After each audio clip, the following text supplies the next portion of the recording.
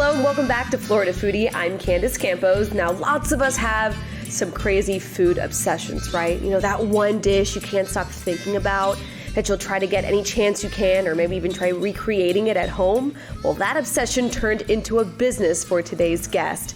A visit to LA, Los Angeles, that led him to try hot chicken for the first time. After that, he got cooking, and now a few years later, just a few, he is getting ready to open up his first brick-and-mortar location here in Central Florida. We are joined today by Andrew Scala from Jam Hot Chicken. Yeah, thanks for having me. Super excited. Yes. So hot chicken, I feel like everyone is trying to create these chicken sandwiches. I mean, what is it about hot chicken? It's just one of those things. I know for me personally, when I just had never heard of it. So, and I love spicy food, so I was automatically intrigued. And it's just one of those things where when you have it, it changed my life the first time I had it. And I recently just took a trip to Nashville actually just to eat hot chicken again. And it's just one of those things where it just keeps you coming back. So. All right, so you were out in LA. Are you did you start in the food world? You were telling me a little bit that you kind of interned in different spots. So yeah. Give us a little bit of your background. Okay, so I have worked in food before, but the LA trip was me just visiting my brother, and he was the one that was telling me about this place, Howlin' Ray's, that he went to and was doing this dish called hot chicken. Never heard of it again. So long story short, after that changed my life, basically the experience, the food, everything about it. But I came back home and it was just kind of like a hobby. Like it was something that we cooked for friends and family, didn't take too seriously. And at that time, I was working at the Golf Channel kind of in the middle of all that, doing something completely different. And then I started working at a restaurant, Pizza Bruno, here in Orlando. And that's what kind of started my passion for really working in the back of house, working with the team, working on the line. And then we had our first Popup in 2019, and the rest is history. So you've been cranking out chicken now for a couple years. Yeah, I would really since 2016, and then we didn't really take it seriously, cooking for doing curbside pickups and pop-ups till about the first Popup was October 2019. And then I didn't pick it back up until the pandemic because I was still... pandemic. Yeah. So, because I had gotten furloughed when I got back from New York. So, pandemic hit. I was in New York City. Stuck. Yeah. Literally March 13th when New York shut down. Oh, God. We were sitting at the bar in New York City oh, my God, we're not going to be able to get home. The worst place to be. Literally, they were if you are in New York, you are going to be stuck. It was okay. So, we got back home. We were furloughed, obviously. And then it hit me. I was hey, let's pick this hot chicken thing back up. Started doing curbside pickups straight from Instagram, from my home, taking orders via direct message, kind of created time slots, and did that for about 4 or 5 times, for 4 weeks, consecutively. And then we did our second official pop-up at Whippoorwill. Wow. Okay. So these pop-ups. So I feel like there's been that trend of food trucks. Everybody needed a food truck. Everyone wanted to go to a food truck. I feel like pop-ups are becoming kind of the new test trial phase, I guess you can say. Yeah, that's a good way to put it. So what's the big difference between a pop-up and a food truck? So I actually thought about doing the food truck over and over. I was even close to putting money down on one. I'm glad I didn't. Nothing wrong with it. It was just for me. I kind of was starting to see it as a short-term goal or a short-term investment, because the goal for me, I guess, was to I just always envisioned running my own place and doing it my way. And I just thought if I did the truck first, it's so short-term because I know where I wanted to go. So I figured doing the pop-ups, I kind of just almost create my own style of doing it and approach. But that was tricky too. There's a lot of logistics with it. They're not easy. And if you're doing them right and legally, they're tricky. Yeah. It's a lot of red tape. It's almost like an unwritten rule on them. They're allowed, but they're not. Right. It's kind of a grayish area. But the pop-up, or if I would compare it with having a truck, they're pretty similar. You got to put time into prep all your stuff. you're looking at the weather, all these like little things. The margin of error is so like tiny, I feel like. For the pop-ups it was for me, because it took one rainy day to screw up all the inventory or everything that I prepped for. So yeah, always blame the weather person. Yeah, that's the easy thing to do. Yeah. Well, listen, so then you continue to think outside the box, and then you were telling me about Instagram. So I've done a lot of these podcasts with all these different types of chefs, and I've never heard of them selling their stuff through Instagram. So how did that come about? So actually, I got inspired. It was the pandemic. It was just, being on your phone and kind of just looking for new ways to like do something. I was furloughed. I was sitting at home, just like not in like a depression, but I don't know, just like in like the flux of like, what's the next like move? Like, meh. Yeah, exactly. So I had seen someone out in like Oakland.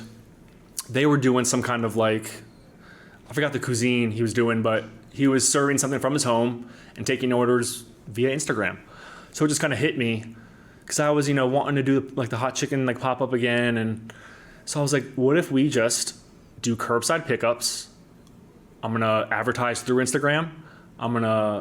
It was basically me making a post, being like, accepting orders now. And I had no like set limit on how many I was going to like accept. Right, of course. Like how big could it actually be? And then like say like a couple hours later, like, crap, I just took like 75 orders. Now I have to commit to this. You took a nap and then you woke up to a lot of work.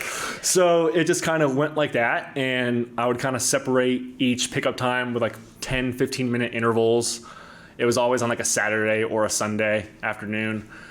So we did that a few times. They went really, really well. And then I finally had the courage to do a second like legit pop-up, like, hey, we're going to be at, in this case, it was Whippoorwill Beer House from like 12 to 3. Yeah. Because now you got to follow First come, first serve. Yeah. And that's kind of how it turned. And we started just cranking those out. And a year later, we signed a lease. That is crazy. I mean, how fast all that really went for you, which is just crazy. Which is what you say, it's addicting. It's an addictive thing. Yeah. So Jam Hot Chicken, give me an idea of why Jam Hot Chicken is the name. So my brother came up with this 2016 after his initial like introduction to it. So it's actually an acronym for myself and my two brothers, Justin, Andrew, Michael. So it's an acronym with that, but it's also a play on the word itself. We all love music. Those two play instruments. I've worked a little bit in the music industry. That's always kind of been the thing. Good music, good food, just really goes together, a good time. So we kind of like, it was just like a sketch that he did like years ago. And I had the chance to like change it, Andrew's Hot Chicken or whatever, but I thought the name was just really cool. It's quick, simple. It's quick, it's simple, it pops, and family's huge to me too, so being able to incorporate that still was a nice touch for me. All right, are you incorporating that into your new brick and mortar? A little bit, yeah. I'm hoping Justin, if he listens to this, he comes out and works. So yeah, the idea would be to incorporate music, a good time, family oriented, and yeah, so for sure. Yeah, it seems certainly like family is. Yeah. Family's big. Who is the big cook? Mom, dad, grandma, grandpa? Both. Really, both? Both. So I grew up like Sunday dinners, still have them. Italian, Lebanese. they both like their food. Oh yeah. Like just the other day, we smoked a whole turkey, cauliflower mash. I made mac and cheese, green beans. Okay. Yeah, we go hard. Where's mom and dad's house? I'm coming over. That's awesome. Okay, so you're dealing with the pandemic. You're on Instagram. You do your pop-up. Now you're at brick and mortar. Where are you? What are you looking forward to the most? So we are going to be in Winter Park, Hannibal Square to be exact. So, that's a cute little spot. Definitely. And I was, to be honest, I like went to Hannibal Square maybe once upon a time, like a late night over to like Pepe's Cantina for like a drink or whatever.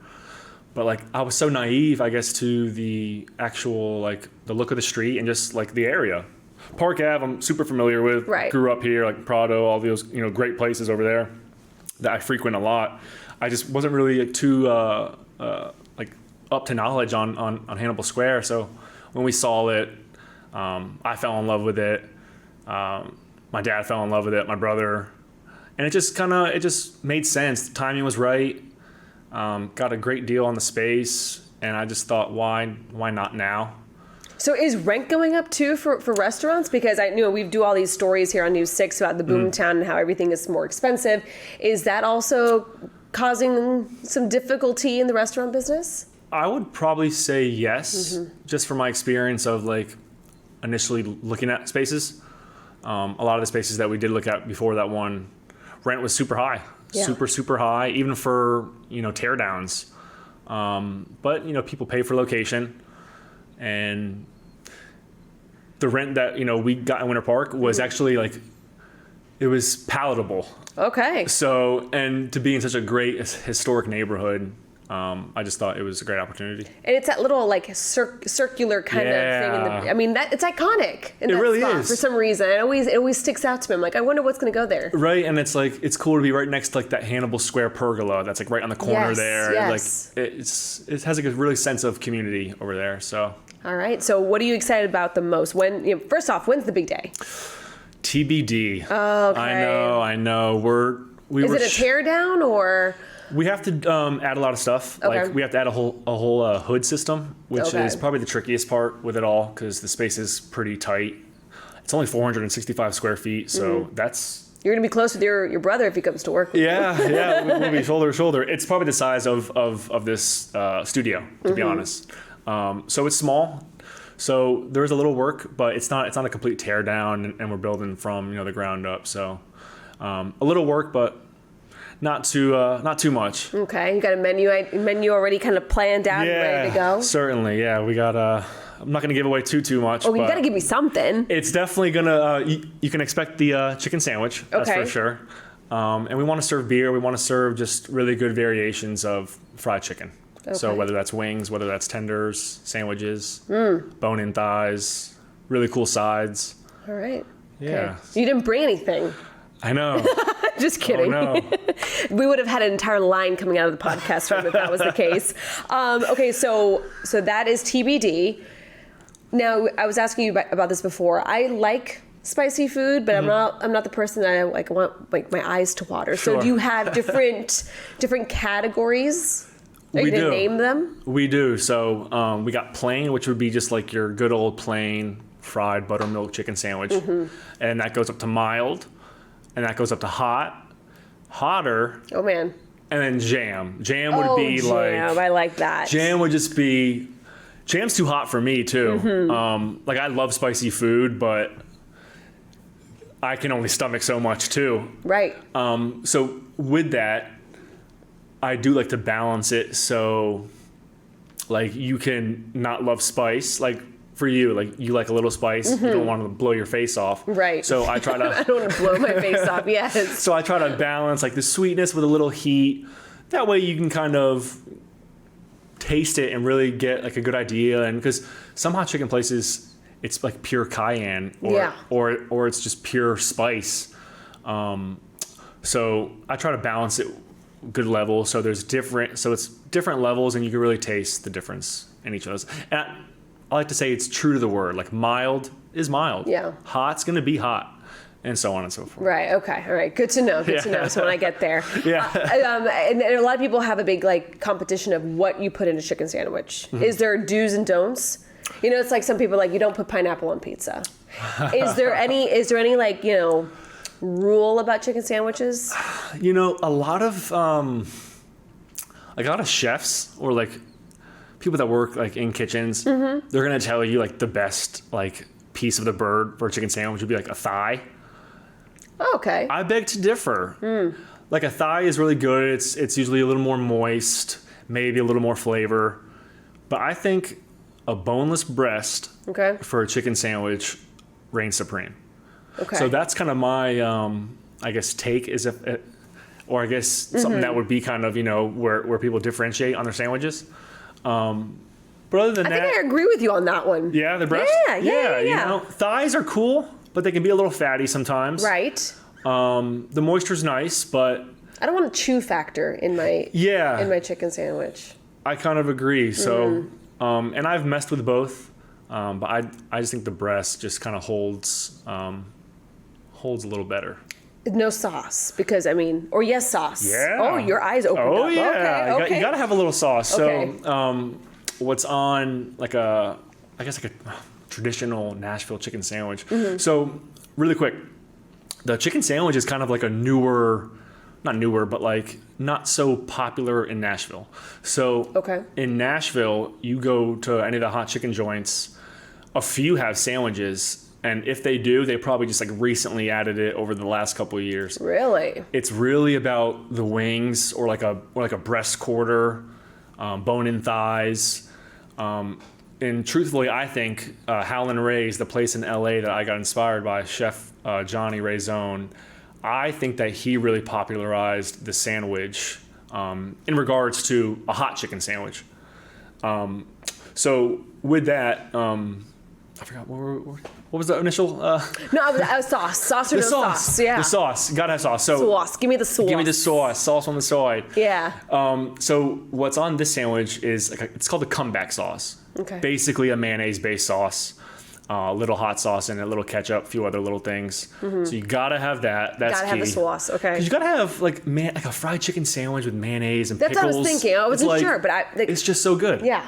So a little sauce, some vinegar slaw. That's another difference too. Okay, we need to go back on that, but okay. That's another difference because a lot of people like to do like a mayonnaise based slaw. You know, like your average typical like coleslaw would be like mayonnaise based, right? I like to do a nice like vinegar kind of base. It's kind of fresh, a little tangy. Because you're already putting a mayonnaise based sauce on the sandwich. Makes sense. You want to cut it with something a little more acidic. A little more bright. I mean, that's a good thing if you're listening, kind of trying to come up with any like recipe ideas at home. It is nice to kind of kick a little bit of that spice with a little bit of tang. So that's kind of something that I like to incorporate with my style of hot chicken. And then you gotta have the pickles. If you don't have the pickles. All right. Extra pickles? Extra pickles. Sure. Come on now. Sure. That's good. Okay. All right. Well, good to know. All right. So with you, how on your scale, what's your spice? Do you go jam or go home? I don't do jam. No, I can't do it. I do hot.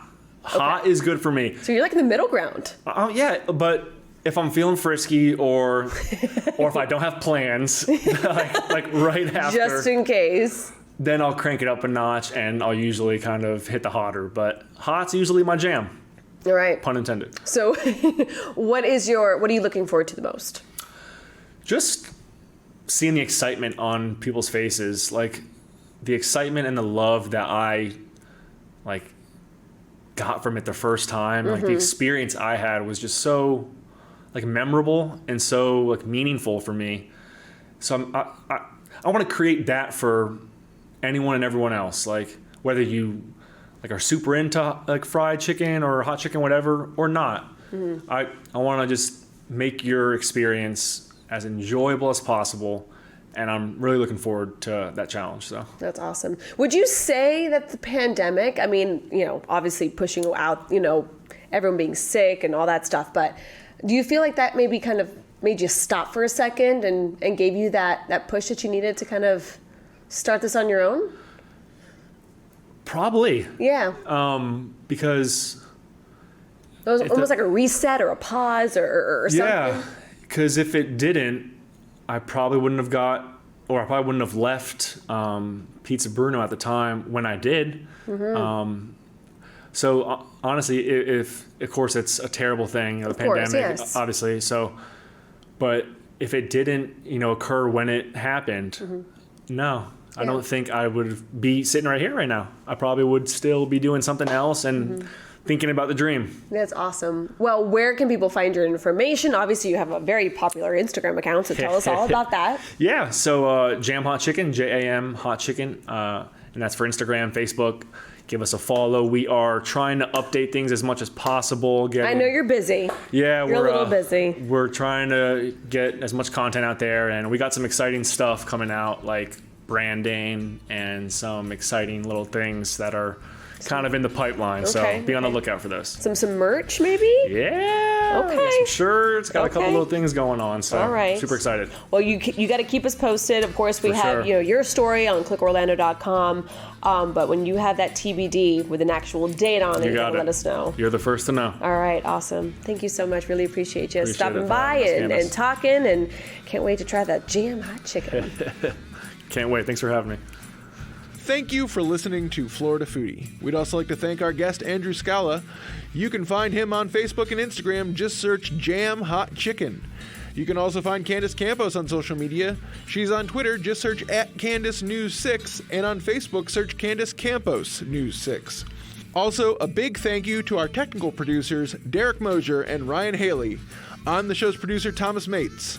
Florida Foodie is available to download wherever you get your podcasts. Please take the time to rate and review us. And you can find videos of all of our podcasts at clickorlando.com/podcasts. And keep up to date with all the latest foodie news at clickorlando.com/FloridaFoodie.